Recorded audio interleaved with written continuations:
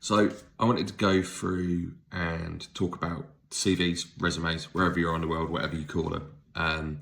Go through, give some tips about how to create the best one for your job search, whether you're a Python, Django developer. Why am I doing this? Well, I'm a recruiter who has worked in the Python and Django tech space for 17 years since 2008. So I've seen a fair few and I know what works. A key part is going to be your heading, your headline. I think really keep it simple, your name big and bold at the top, and then give yourself a headline like, what would your tagline be? Django developer looking for a new role, experienced Python engineer, something that is you in one word, how you do it. Under this, just list things like your contact details. Don't put your full address on it. Nobody needs to know exactly where you live. If they're going to send you a contract, it'll be on email. So just put your key bits on there, making sure that your blogs, your websites, your GitHubs, all of those are linked as well at the very top, so people can click through and have a look and see what you like. The summary is probably the first thing people are going to look at.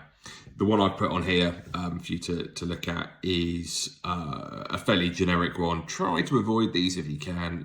Everyone's going to say, I'm a seasoned developer with X number of years, or I'm adept at building high performance sites, and all those sort of keywords that you think people want to hear. Everyone's saying it. So do something that's unique about you.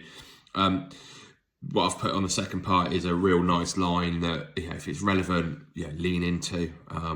Talk about your open source contributions, how involved in the community you are, that sort of thing. It's what's going to immediately set you apart from every other job seeker who's out applying for the same jobs as you are.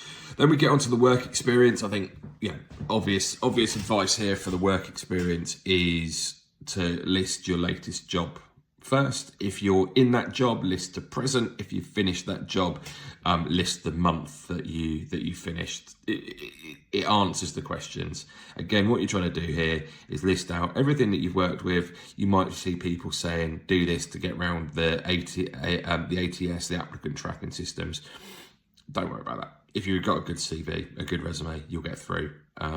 So list out the key things that you've done. If you've been in a job for a year, you're probably not going to have as much to write as if someone's been in a job for 8 years. So be fairly clear about it. List out the key projects, but remember, through the explanations, list the technology that you've been using at that point, so that people aren't assuming that you've not used it there. So in the example I've got here, for each job I've listed a task or a project or something, and then listed the technology that would be used for it. Again, this is an example. What I like to see at the bottom, again, is like a little summary of the latest technology in a brackets or whatever, or a mini tech stack for that role. So again, there's no confusion.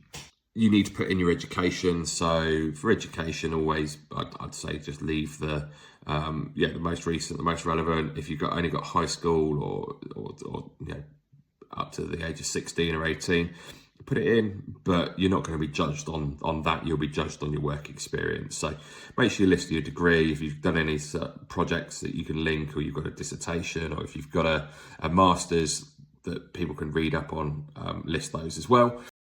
You need to include, it depends which order you want to do it. Sometimes I like to see it with a matrix of the skills. So this is what I've put in the example on the screen here, where you can list out the key things that you've worked with in your career, the things that are in the job specs that you're applying to, and list your depth of knowledge. You can go with years. I think that's a fair